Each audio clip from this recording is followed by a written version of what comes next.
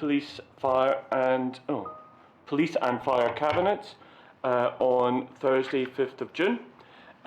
First of all, I'd like to wish a warm welcome to Chief Superintendent Emma Croft, who has taken over from Chief Superintendent Lynn Ratcliffe as the new Divisional Commander for Greater Glasgow Division. We don't bite, so, well, not all the time. So I was thinking that myself, actually. Why was I looking at you? So we don't normally bite, and you're very welcome to join us here today. So, first of all, if we can go into report apologies for absence. Councillor Anderson has got some issues that he's not able to attend this morning, so apologies from him, and also from Councillor Devlin. Everyone else is here, I believe. John, is that correct? Everyone else is here? Great, thank you very much.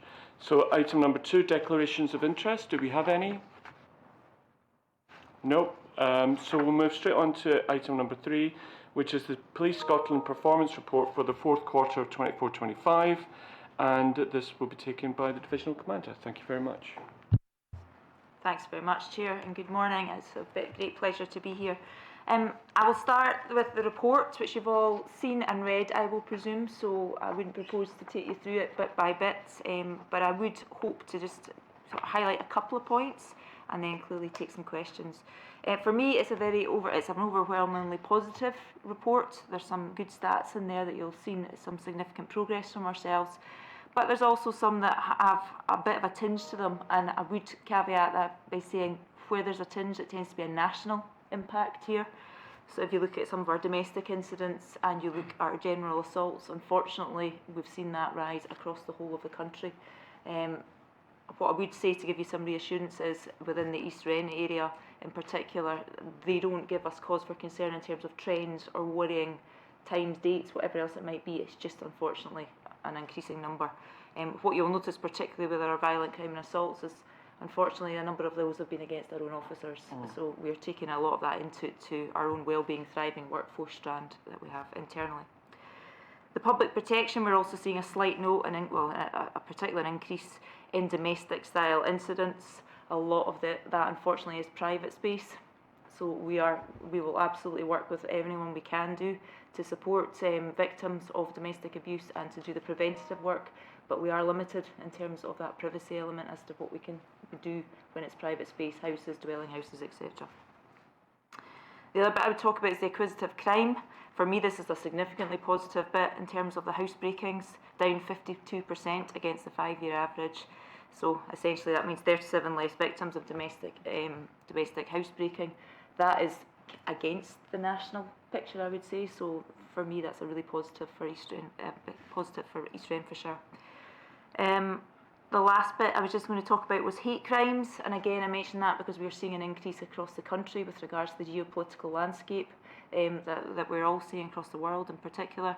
And just to give you some assurance as well, 50% of those were unfortunately against police officers. What we tend to find is when we take individuals into custody or we take them through an arrest procedure or something, unfortunately that's when we might be in receipt of some of that the language, shall we say. But there are no trends and there is nothing that we can pick up on that we can work too proactively on. What I would say, however, is each case is obviously taken to pieces and we do all we can to support, re-educate and work with partners where possible. But other than that, nothing else from me at this point. Thank you very much, and as you say, a very good report again, and housebreaking in particular is very reassuring, and I'm sure members will pick up on that point. Councillor Bamforth. 2 short questions, honestly. The first one is the 51% of indecent communications. I presume a lot of that is, if we can say it, Andrew Tate and that kind of ilk. I'm sure I've got to get this word right because they've always been campus cops to me, police school engagement officers.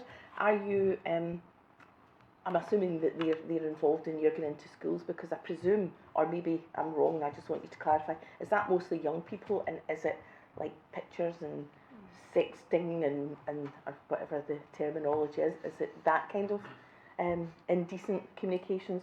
And the second question is around the hate crimes you mentioned. Is it mainly verbal, the hate crimes you're talking about, or are they going so far as to be physical? I'm actually going to pass to Jill on that one, because I think that she'll give you the local context. Yes, certainly. Sorry, the indecent communication offences can vary, and we do have educational packages that we do take into schools, and especially around, when we look at the sharing of intimate images as well. That's things that we can cover in the You Me Together educational piece that's on the I Am Me platform. That was something that was devised by Police Scotland with support of Education Scotland. I may have mentioned it at the last Cabinet, so apologies if I did, but that's something that's still pretty new, but it covers mainly coercive control, but there is that indecent image sharing element there as well. But we do have various ages when it comes to indecent communications. A lot of offending is now moving there onto that virtual platform, and I think we're trying to get ahead of the game when it comes to that, but education is really key to trying to prevent that at an early age and then escalating then into adulthood. And our school engagement officers are fully aware of that and involved with the 7 schools that they do cover. And in relation to the hate crime, a lot of the incidents, it's verbal abuse, usually at the time of arrest. And even the other offences that we have tend not to be so much in person. It can be through letter sending, through emails, through that type of correspondence. Councillor Pragnell? I come in on that question from Councillor Bamforth about kind of indecent images and the sharing of them. I suppose our officers being trained in also AI as well, because we know there's been incidences of where someone's face has been put on like a AI generated image of perhaps a naked woman or such. So is that something the police are mindful of?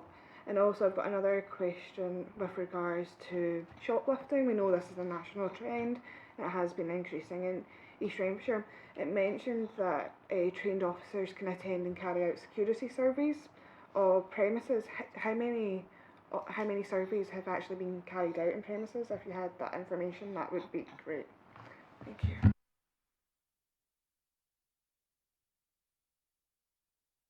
Sorry, apologies, getting used to the mic still.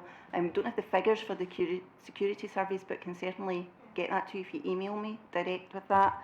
And in relation to AI, I think it's something that cyber in general is something that we're trying to improve our training packages to be ahead of the game. I think it can be pretty difficult as well to see who has altered an image, especially if it's been done online and through a communication method. How do we prove it was that person that was ultimately responsible for doing that? It can be pretty difficult to prove, but it's something that we are looking at training wise in relation to cybercrime and new techniques. Councillor Wallace. Yeah, just coming back to things like hate crimes, etc., and all this kind of new legislation that has come into play, and I'm wondering whether the police are getting the brunt of conversations, if you like, where my key question is: are you getting additional resources when these new legislation comes into place? Because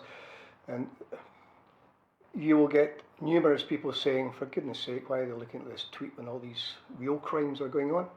I'm not necessarily subscribing to that. What I'm saying is that is what the general chat is, and you, the police force, that service, is getting the brunt of that. So could I ask, when new legislation is coming in, do you ask for the additional resources in which to monitor it? Thank you. Thanks for the question, Councillor. The short answer to that is no, we do not receive additional resources. What we do as part of our budget setting is obviously account for what new legislation is coming through, and the Chief Constable were very clear as to what the ask is. Do I think that is apt and appropriate for the levels of legislation and what then plays out from the public side of things? Not necessarily in terms of the hate crime, and that was well reported in the press that we were being inundated with reports. And for us, the time is spent very much looking to see if there's a threshold there. because what might offend you or I might not actually reach the threshold of criminality. And that's the bit we have to spend the time on and decipher that. And then when we obviously get in touch with the individual who's contacted us, they might not accept that, and there's a little bit of coming and going and understanding there. So we've spent significant amounts of time establishing that threshold, but also then what the engagement piece looks like after that. So we obviously have a determination between a hate crime and a hate incident now. All of that has taken time, it's taken resource, and we obviously have to, my job as divisional commander is to ensure that I can service the inquiries from that side, but also the general business as usual element as well, and that's an ongoing challenge, it absolutely is, no doubt about it. But what we have to make sure is the victims involved in any type of crime or incident are our priority, so that balance has to continue. If I can just follow on from that, I mean, you'll be aware about I'm sure the council have been in negotiations and whatnot with you in terms of the new speeding legislation that's going to come in, or the guidelines in terms of 20 miles an hour on residential roads, etc. All very good, and I'm sure it's going to be a huge expense for the council. I know we're getting funding for it, but it's still taxpayers' money that's going to put signs up and all the rest of it. But the reality is, as I'm reading it, you won't have the resource in order to monitor that. Would that be a fair comment?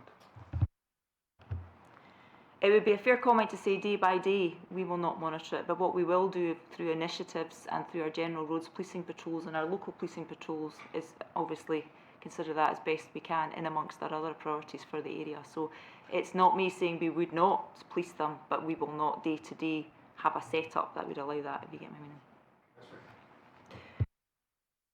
Thank you very much. I've got a couple of questions. One actually came up last night at the PTA of St Cadoc's Primary School, and it's to do with antisocial behaviour, and it's teenagers getting on the roof, causing, vandalism, damage, and that's causing concerns about play equipment and damage to that and theft of that.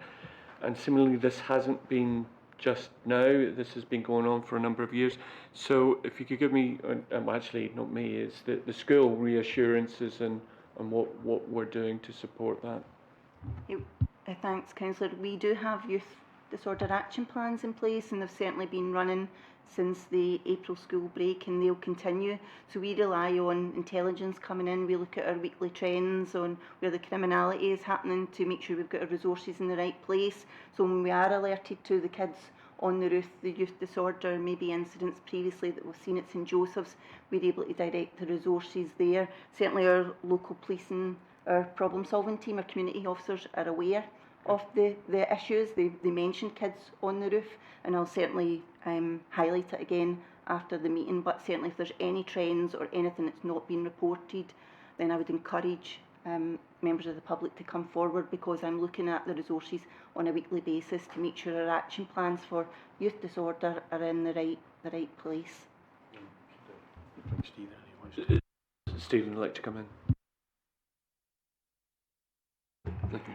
What a capital programme to upgrade CCTV at certain sites. St Cadoc's was a school that had no cameras at all. So currently the contract is on site just now. The system should be complete by the middle of June, and that will using cameras with new kind of analytics which will flag any incidents down to the control room, so then we can take action, contact the police or contact the community wardens. So that should all be complete up and running by the middle of June. Thanks, Stephen. I was just going to mention that because they did mention that at the PTA last night, that they are installing new CCTV, and that should actually help considerably out, if not deter, at least detect. So thanks, Stephen, for that comment.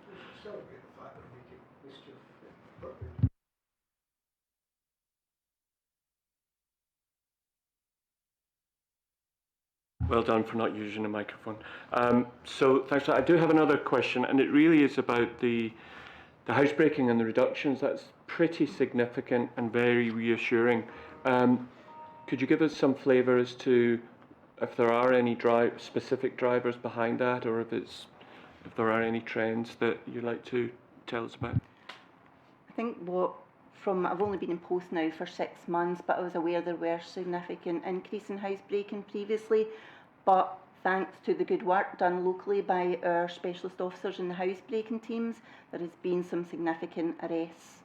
So a few of the nominals that would be involved in the perpetration of those types of offences still remain in prison. So the numbers are very positive, but we still maintain patrols in the area in relation to house break-ins so that we can monitor it, and it just provides that reassurance. But certainly I'm aware of the significant arrests that have been made, which has certainly brought the numbers down.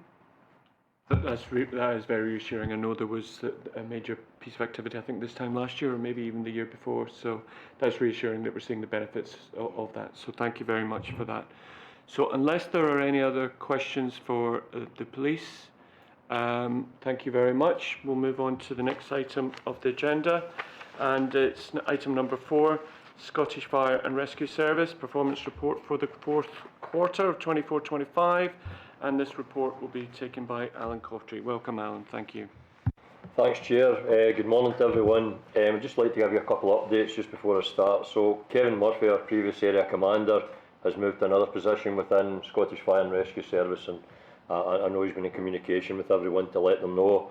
Our new area commander, Eddie Kenna, doesn't start until next week, so I've worked with Eddie before and he's very familiar. I've updated him and briefed him on the good partnership, working relationships that we have in East Wren, so I'm sure he'll meet him in due course. Also, the Q4 paper, which I'm going to discuss a few points on, is the first iteration of it. So we may have a few anomalies in terms of the data. The actual figures in it are fine, but I have noticed a couple of transfers, and well, certainly one in a percentage which was slightly out. So we make them across things like that as we move into the new paper. If there's anything at all as well that you feel we could improve upon within it, please just let me know, and I can talk to our data experts and see if we can change that. I think there will be a bedding in period, and then once it's up and running, it will certainly be beneficial to us, and it will shorten the process. So hopefully everybody's had the opportunity to read the report, and I'd just like to highlight a few points and then take any questions that anybody's got.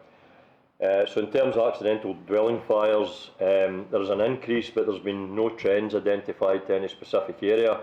As you'll see, 9 out of the 10 again had working smoke detection, which is always a positive for us because that allows us to discover early before people get injured. So that's the type of thing we want to happen. We had one again which didn't have working smoke alarms, but as a service we will always leave the place safer than when we found it, and we did so on this occasion. So the alarms that have been fitted to the house are warning us of things like failed equipment like cookers, tumble dryers, and in most of these occasions that's the type of things that we experienced. So accidental fires by nature, but again they warn us before they're more serious, and hopefully that reduces the next category, which is the accidental dwelling fire casualties. So we continue to target areas where we have more than one accidental dwelling fire, through leaflet drops and through our community engagement and through our FSET programme, which allows us to communicate with groups or community connectors who are the people as front line who's going into these domestic premises.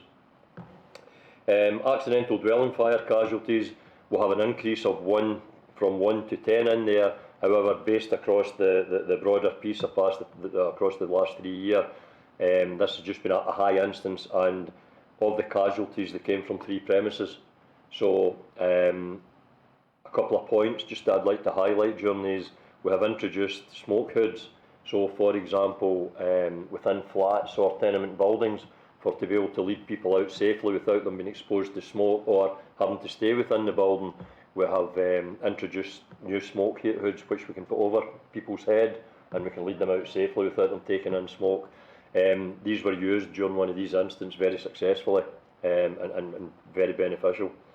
We also experienced, thanks to Police Scotland, we experienced one instance where a male who had been rescued from one of the properties and was unconscious then gained consciousness and became aggressive towards our crews, and tried to re-enter the premises. When police went in to assist, there was a machete along with other stuff were found within the premises. So again, the partnership work with Police Scotland and us knowing our place and being able to tie in with police colleagues to assist us here is crucial in how we carry out our job.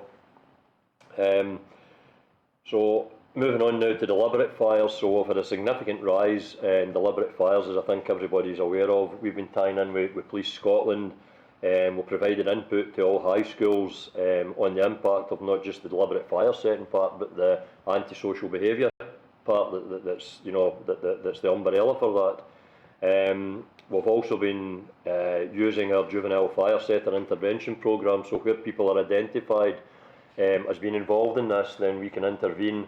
Hopefully this stops the individuals going in front of the reporter and having a criminal record. We can stop it at source, but it also allows you to engage them and take them into the fire stations or deal with our specifically trained officers to explain the impact it has, the cost implications, the potential for appliances not to be able to get to a more serious incident because they're dealing with this. We've also had school visits into both stations within East Renfrewshire, Barrhead and Clarkston, and they've been received very well. And it's a targeted topic within our fire skills course, which we'll have another one running next week.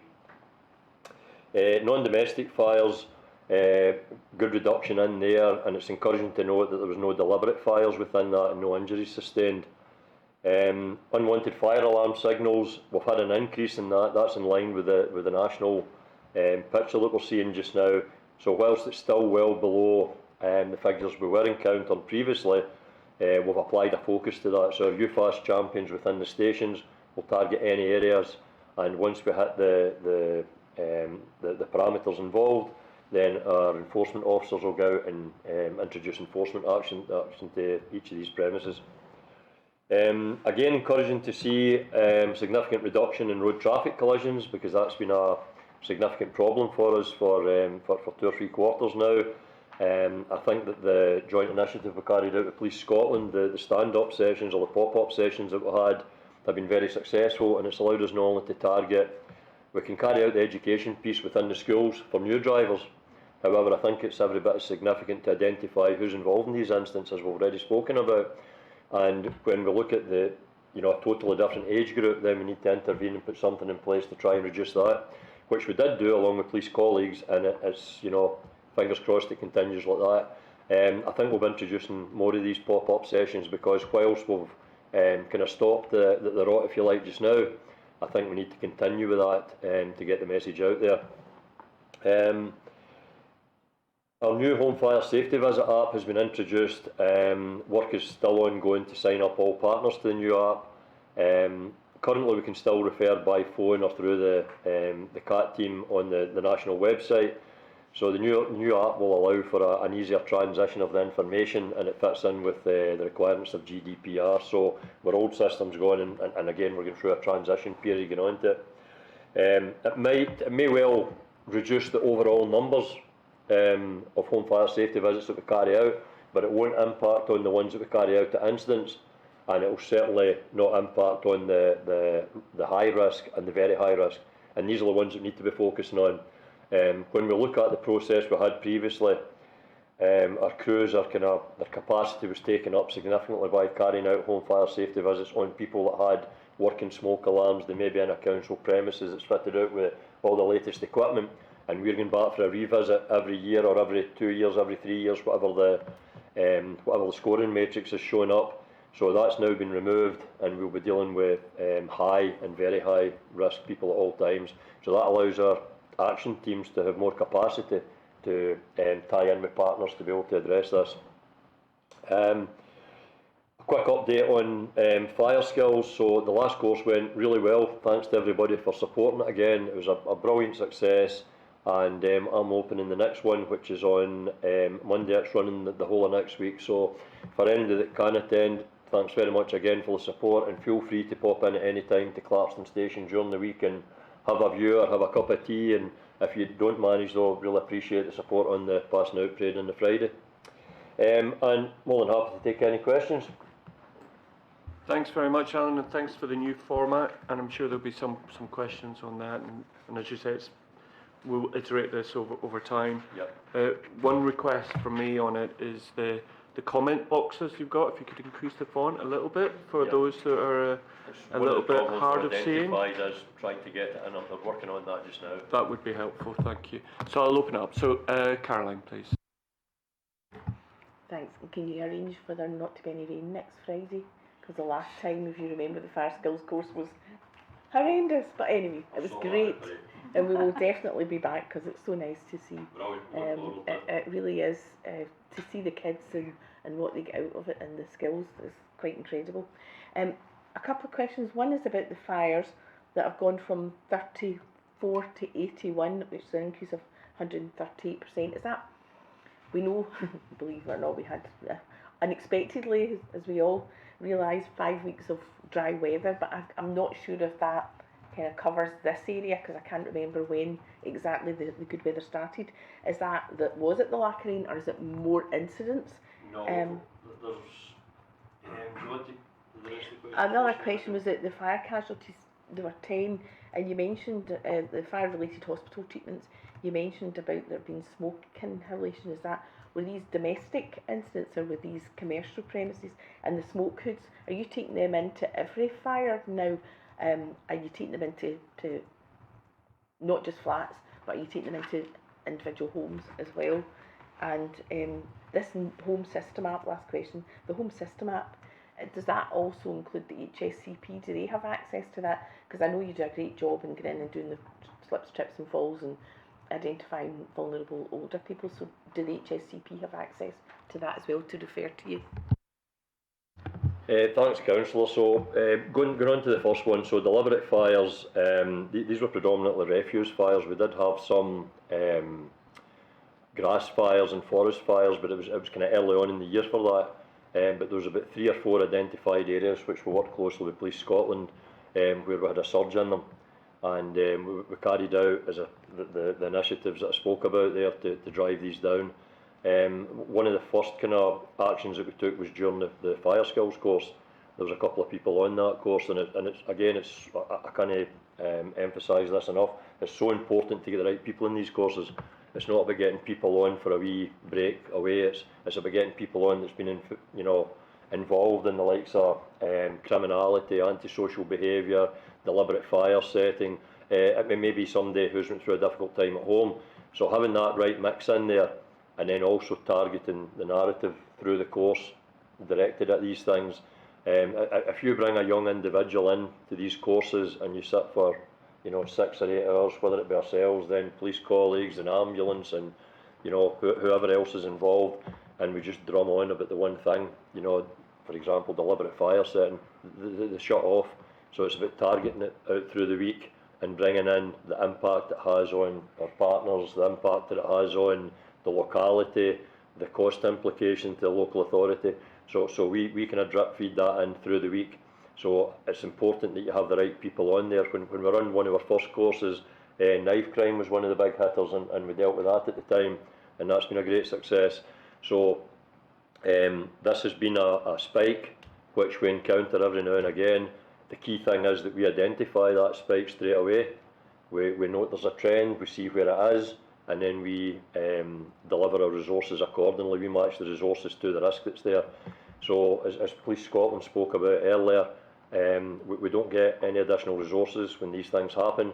It's about us knowing what's going on within the local area and then being able to shift our resources to put appropriate initiatives in there to remove it.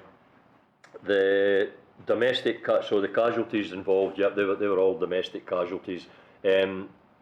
Negative that we've had as many casualties, however, very positive in the fact that all the casualties are minor injuries. So if we look at a casualty can be listed as someone who we have given oxygen therapy at an instant for a few minutes, and we would do that by natural occurrence if somebody has received any smoke inhalation at all.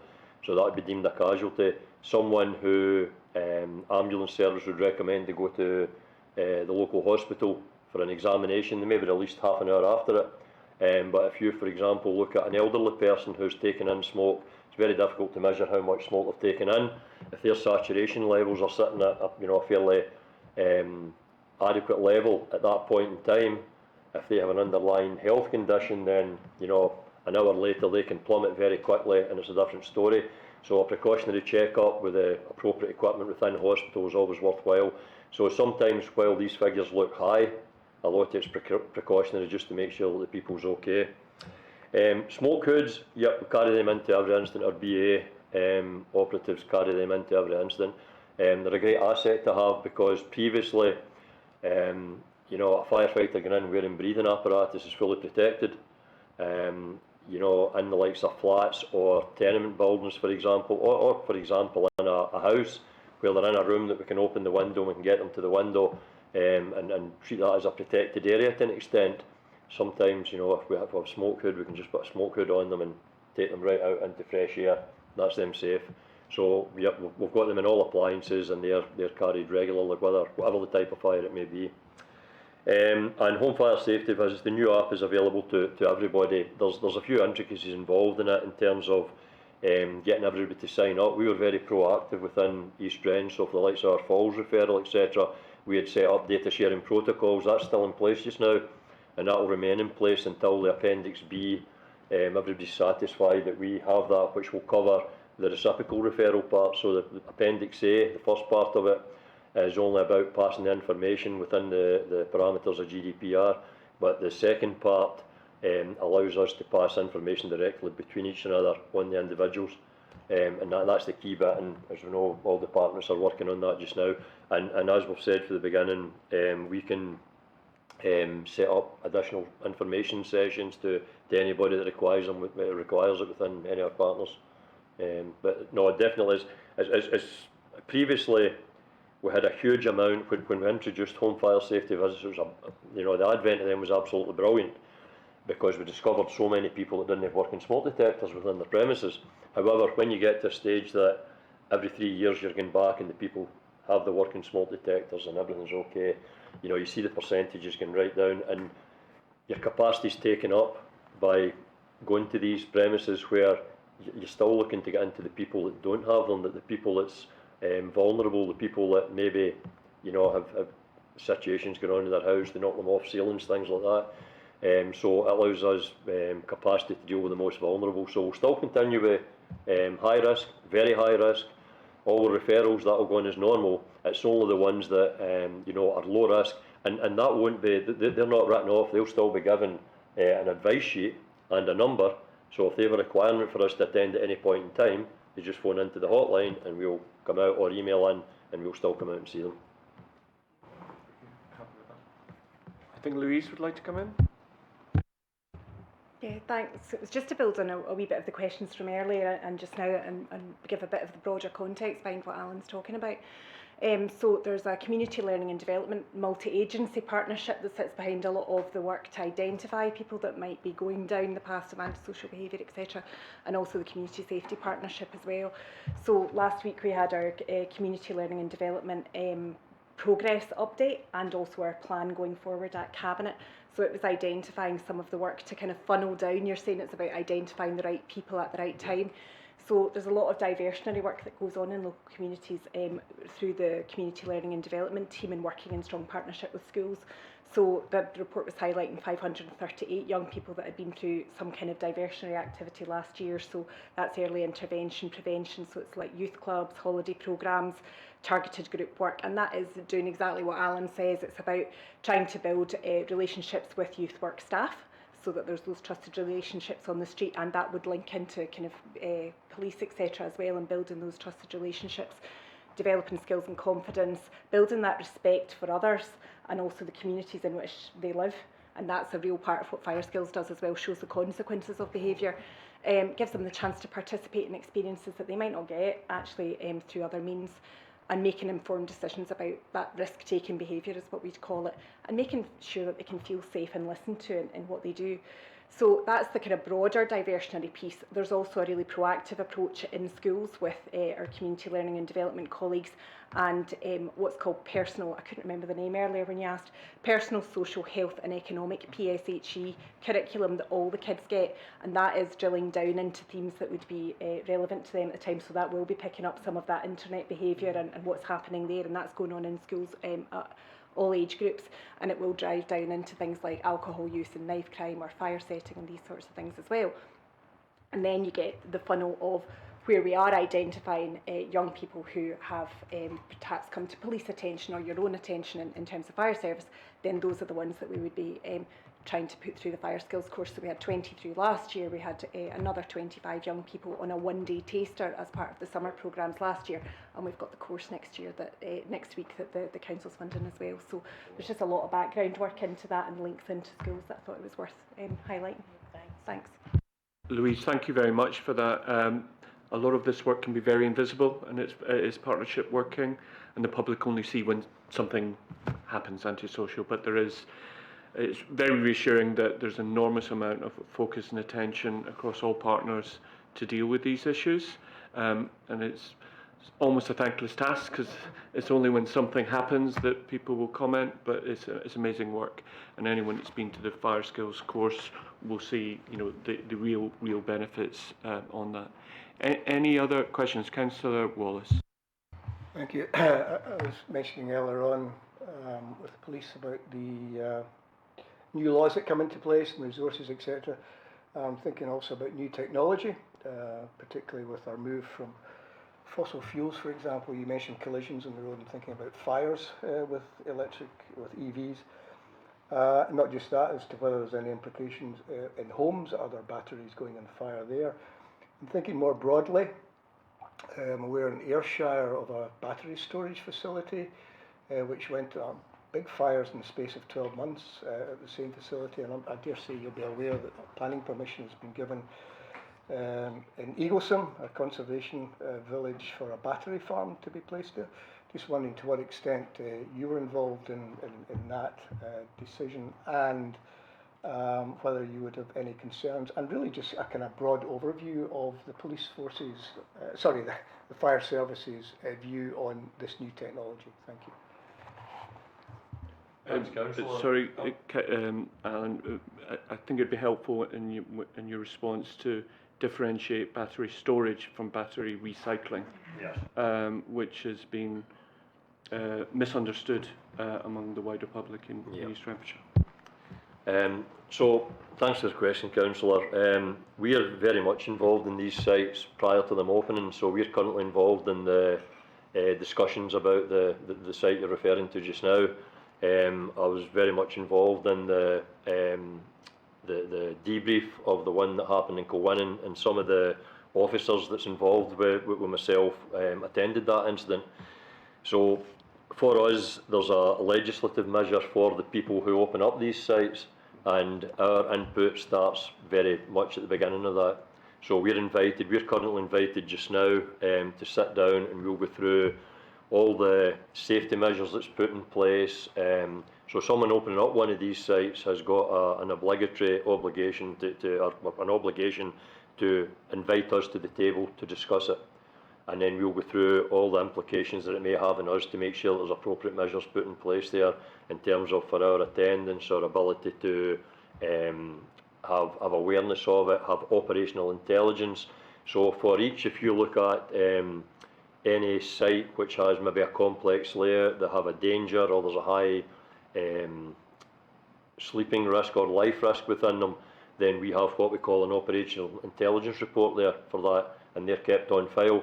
So if I arrive at an incident tomorrow night, I can go to the nearest fire engine and lift the tablet off of them or the computer off of them, and I can bring up the information on that site, and it'll tell me exactly where the stuff's stored, what type of stuff's stored, has there been a recent visit done, what's the layout of the place. So we have all that information, and to allow us to gather that information, we need to be involved. So whilst there's a legislative obligation for us to be involved from the beginning, then we also are involved all the way through that process in terms of a visit to the plant to see what's involved. My personal thoughts on battery storage is, as we try to reduce carbon, it's not going to go away. Our job is to be able to respond in a fashion which makes everybody as safe as possible, and to ensure where appropriate and where possible that we can put in preventative measures. Everything's about prevention for us. So where there is going to be a potential risk, it's about us setting up a prevention method to address that and having resources to address that risk prior to it happening. I've no doubt that like we'll have with accidental dwelling fires, like we'll have with commercial fires, that they will go on. Accidents happen, different situations occur, and our job is to prepare for that. But what I can assure you is that as an organisation, we very much train for it. We're very much involved from the process from the beginning, and as you'll have noted with the previous instance that's happened, we can deal with them very successfully. New technology will have a huge impact on how we deal with these things, even in terms of electric vehicles. There's a lot of new technology out there.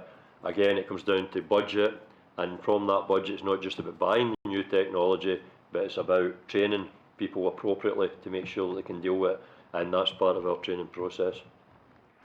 If I might just come back into that, I mean, obviously we're reassured that the fire service is heavily involved in these kind of negotiations and speaking with these people with the battery storage facilities and battery farms, etc. But the public are concerned that, for example, in Kilwinning, that quite clearly there was a major fire a year ago, which you must have been heavily, well, you said yourself you're heavily involved with, and no doubt were enforcing legislation and everything's done correctly. And yet, within the space of a year, we have that same thing happening again. So I'm not expecting you necessarily to respond to that, but I'm just, there's a public concern that this has happened, and if you have any reassurance that you can maybe give us, and then we'll leave it at that. Thanks. The only reassurance I can give you that as an organisation, Scottish Fire and Rescue Service, that we're prepared to respond to any of these when they occur. That's our job, is to respond and be involved in the preventative part at the beginning, and we are very much involved, and we're certainly prepared for anything which may occur, both with the media to extinguish the fires and the training for the personnel that will attend these incidents. So that's the reassurance I can give you, Councillor. Thank you. Thank you. Any other questions? No. So I think that brings us to the end of the meeting, so thank you very much. And we'll see you all again. When's the next date? September. So have a great summer. Thank you very much.